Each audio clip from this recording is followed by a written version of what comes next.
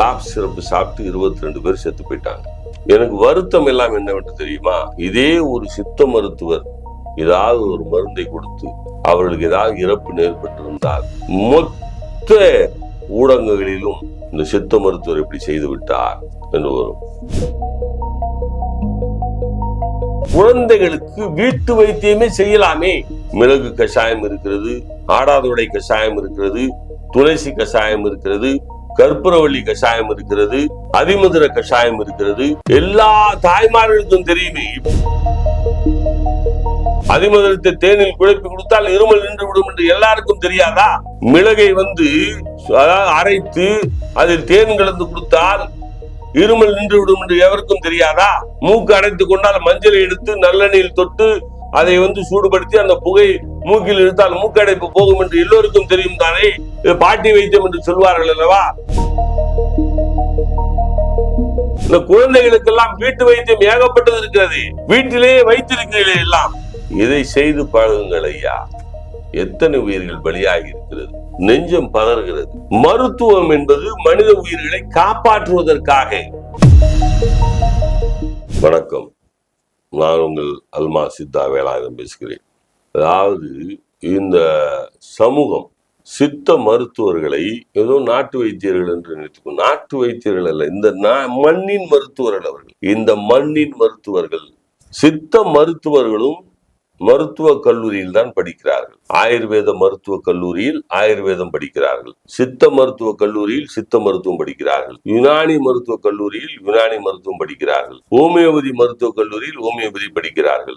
Allopathy மருத்துவர்கள் அதை ஆங்கில மருத்துவர்கள் என்று சொல்கிறார்கள். ஆனால் அது மேற்கத்திய மருத்துவம், வெஸ்டர்ன் மெடிசன். ஒரு காப் சிறப்பு சாப்பிட்டு 22 பேர் செத்து போயிட்டாங்க. எனக்கு வருத்தம் எல்லாம் என்னவென்று தெரியுமா? இதே ஒரு சித்த மருத்துவர் ஏதாவது ஒரு மருந்தை கொடுத்து அவர்களுக்கு ஏதாவது இறப்பு ஏற்பட்டிருந்தால் மொத்த ஊடகங்களிலும் இந்த சித்த மருத்துவர் இப்படி செய்து விட்டார் என்று வரும். ஏன் இது? குழந்தைகளுக்கு வீட்டு வைத்தியமே செய்யலாமே. மிளகு கஷாயம் இருக்கிறது, ஆடாதொடை கஷாயம் இருக்கிறது, துளசி கஷாயம் இருக்கிறது, கற்பூரவள்ளி கஷாயம் இருக்கிறது, அதிமதுர கஷாயம் இருக்கிறது.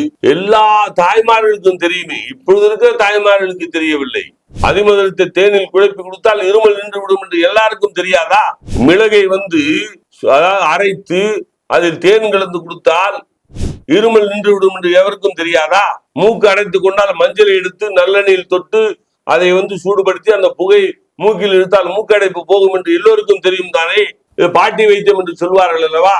கற்பூரவள்ளி கிடைப்பதில்லையா? துளசி கிடைப்பதில்லையா? அதிமதுரம் கிடைப்பதில்லையா? ஆடாதொடை கிடைப்பதில்லையா? எல்லாம் கிடைக்கிறது. இந்த குழந்தைகளுக்கெல்லாம் வீட்டு வைத்தியம் ஏகப்பட்டது இருக்கிறது. வீட்டிலேயே வைத்திருக்கிறீர்களே எல்லாம். இதை செய்து பழகுங்கள் ஐயா. எத்தனை உயிர்கள் பலியாகி இருக்கிறது, நெஞ்சம் பதறுகிறது.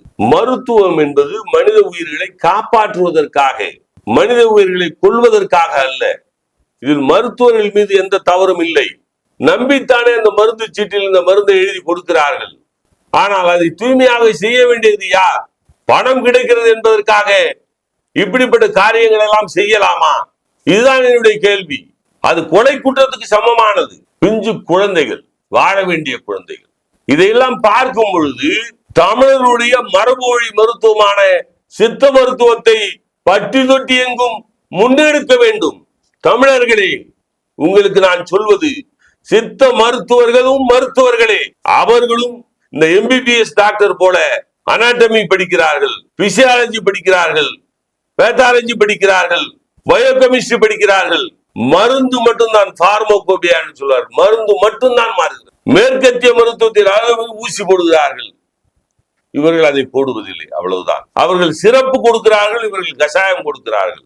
அங்கே சிறுநீரகத்தில் கல் இருந்தால் அறுவை சிகிச்சை செய்கிறார்கள், இவர்கள் மருந்தை கொடுத்து விட்டு, உணவு பட்டியலை கொடுத்து விட்டு சிறுநீரக கல்லை கரைத்து விடுகிறார்கள். கல்லூரியை திறந்து வைத்திருக்கிறது அல்லவா அரசாங்கம். அரும்பாக்கத்தில் ஒரு அரசு கல்லூரி இருக்கிறது, பாளையங்கோட்டில் ஒரு அரசு கல்லூரி இருக்கு, அரசாங்கமே நடத்துகிறது. ஏறக்குறைய 10க்கும் மேற்பட்ட தனியார் சித்த மருத்துவ கல்லூரிகள் இருக்கிறது.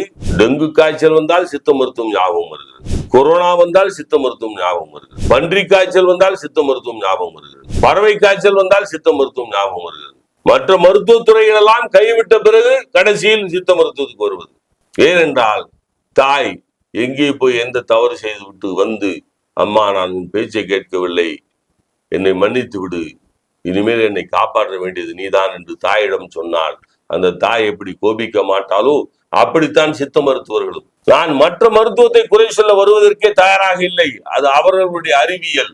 ஆனால் என் அறிவியலை நான் பரப்புவதற்கு எனக்கு எந்த தடை இருக்கிறது? என் மொழி, என் இனம், என் கலாச்சாரம், என் பண்பாடு, தமிழனாக பிறந்த நானே சொல்லவில்லை என்று சொன்னால் யார் சொல்வது? என் இனத்திற்காக ராஜராஜ சோழனை பற்றி சொல்ல வேண்டும், என் இனத்திற்காக கரிகால சோழனை பற்றி சொல்ல வேண்டும், என் பிள்ளைகளுக்காக திருமூலரை பற்றி சொல்ல வேண்டும், என் இனத்திற்காக பட்டினத்தாரை பற்றி சொல்ல வேண்டும். படியுங்கள் புறநானூரை, அகநானூரை, எட்டு தொகையை, 10 பாட்டை, 14 கீழ்கணக்கு நூல்களை, இதையெல்லாம் படிக்க வைக்க வேண்டும். எவ்வளவு ஒளிந்து கிடக்கிறது தமிழுக்குள்ளே. அந்த தமிழ் மொழியை தயவு செய்து படியுங்கள் தமிழர்களே. உங்கள் தாய்மொழி தமிழ் வாழ்க என்று நான் சொல்வதில்லை, ஏனால் தமிழ் வாழ்க என்று சொல்ல வேண்டிய அவசியம் இல்லை. தமிழ் தான் நம்மை வாழ வைத்துக் கொண்டிருக்கிறது, தமிழ் தான் நம்மை வாழ வைத்துக் கொண்டிருக்கிறது. தமிழை போற்றுவதற்கு பாடல் எழுத வேண்டிய அவசியம் இல்லை, தமிழ் என்பதை போற்றுவதற்குரிய ஒரு சொல் தான். அதனால் சித்த மருத்துவம் என்பது உங்களுடைய மருத்துவம்.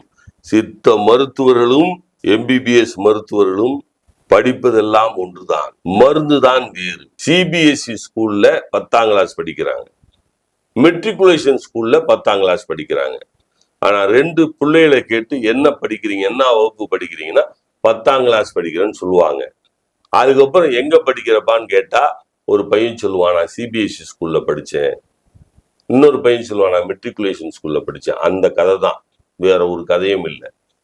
இவங்க சித்த மருத்துவம் படித்த டாக்டர்கள், அவர்கள் மேற்கத்திய மருத்துவம் படித்த டாக்டர்கள், 2 பேரும் தமிழர்கள் தான். வெள்ளைக்காரன் வந்த பிறகுதான் அந்த மருத்துவம் வந்தது.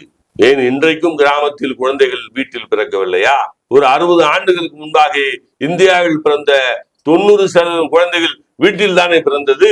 சிந்தியுங்கள் தமிழர்களே, சித்த மருத்துவம் எவ்வளவு சாலச் சிறந்தது என்பதை உணருங்கள். நன்றி, வணக்கம்.